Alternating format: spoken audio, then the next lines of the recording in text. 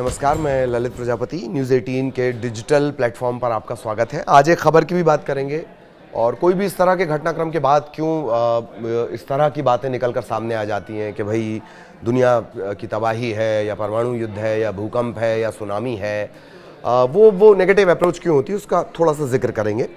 आज हम मलेशिया को लेकर चर्चा करने वाले हैं। सुबह करीब 8 बजे का वक्त रहा होगा, यानी सभी के घर से निकलकर अपनी अपनी मंजिल पर पहुंचने का ये टाइम रहा होगा।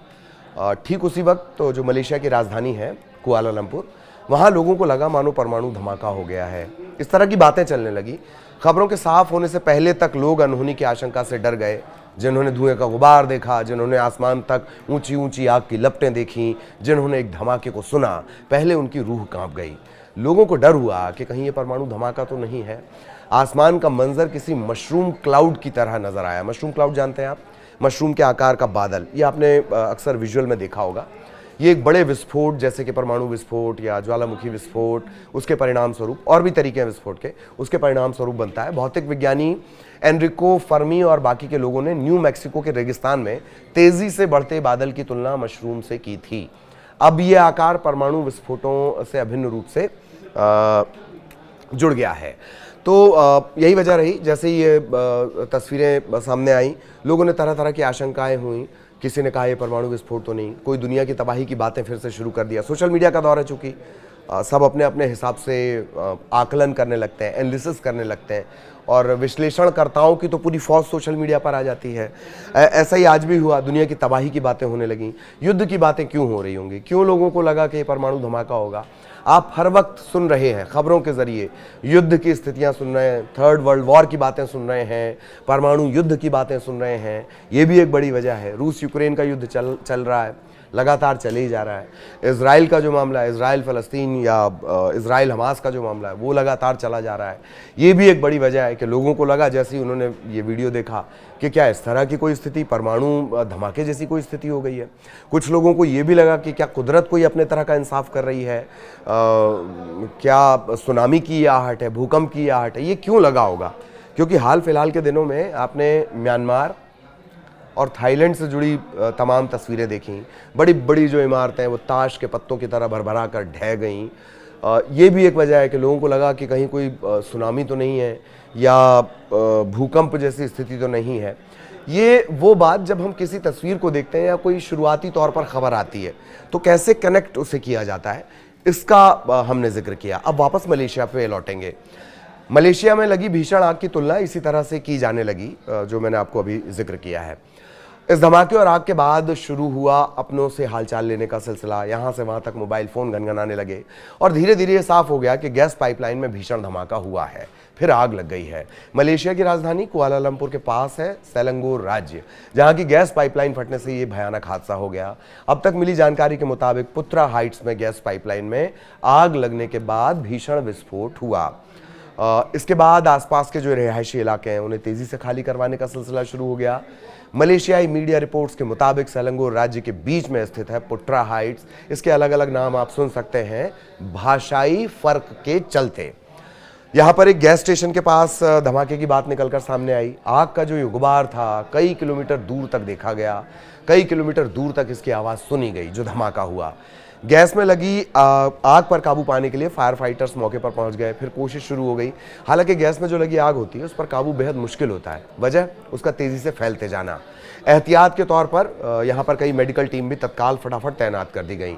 जो शुरुआती जानकारी उसके मुताबिक 100 से ज़्यादा लोग गंभीर रूप से घायल हो गए हैं। इनमें से 60 से ज़्यादा ऐसे हैं जो सांस की दिक्कतों से जूझ रहे हैं, वो इस वजह से कि जो गैस का रिसाव हुआ है उसके चलते। तकरीबन 50 घरों के नुकसान की बात भी सामने आई है। ठीक ठाक इसके आंकड़े बाद में सामने आ पाएंगे। दावा यह किया गया कि 80 से ज़्यादा लोग सुरक्षित निकाल लिए गए हैं। अब तक किसी के हताहत होने की जानकारी सामने नहीं आई है, लेकिन माना यह जा रहा है कि कई लोग इसकी चपेट में आए हैं। और हर किसी की उम्मीद यही होती है कि हताहत जैसी या जान के नुकसान की कोई बात सामने ना आए, वो बहुत अच्छा। पेट्रोनास कंपनी जिसकी ये पाइपलाइन थी, जिसका ये प्रोजेक्ट था, उसकी तरफ से भी जानकारी दी जा रही है। कंपनी का दावा ये है कि पाइपलाइन का बाकी की लाइन से कनेक्शन खत्म कर दिया गया है ताकि ये जो आग का सिलसिला शुरू हुआ है इसे रोका जा सके। इस धमाके का जो वीडियो सामने आया है उसे आपको एक बार फिर से बहुत ध्यान से देखना चाहिए।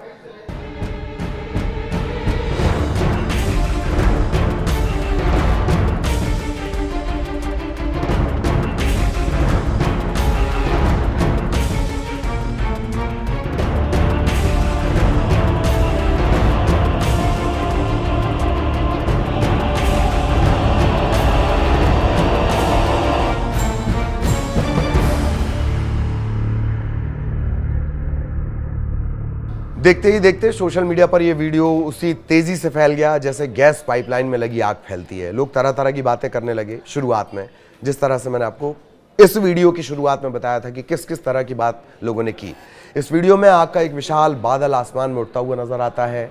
फिर उसी तरह की बातें कही जाने लगीं। एक सरकारी अधिकारी के हवाले से एक रिपोर्ट भी सामने आई कि कई दर्जन दमकल यानी दमकल और फायर फाइटर्स को तत्काल मौके पर तैनात किया गया। आग की वजह जो शुरुआती जानकारी है उसमें फटी हुई पाइपलाइन है। ये पाइपलाइन पेट्रोनास गैस कंपनी की है जिसका करीब 50 मीटर का हिस्सा आग की चपेट में आ गया। पेट्रोनास कंपनी के बारे में भी मैं आपको बताऊंगा कितने बड़े लेवल पर यह कंपनी है। उसमें 500 मीटर का जो हिस्सा है वो इस तरीके से चपेट में आ जाता है। पुत्रा हाइट्स के पास स्थित एक मस्जिद को अस्थायी राहत केंद्र बनाया गया। जमावड़ा इस वजह से भी ज्यादा है क्योंकि ईद का माहौल चल रहा है, मुस्लिम बहुल है मलेशिया।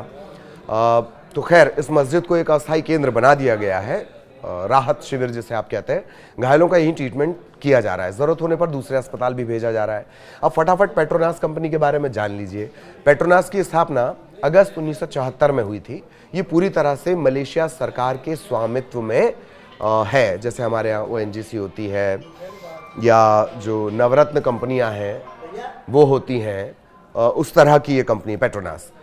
तो मलेशिया में संपूर्ण तेल और गैस भंडार को विकसित करना, संरक्षित करना, संवर्धित करना, उसकी पूरी जिम्मेदारी इसी के पास है। पेट्रोनास करीब 35 देशों में कारोबार करती है।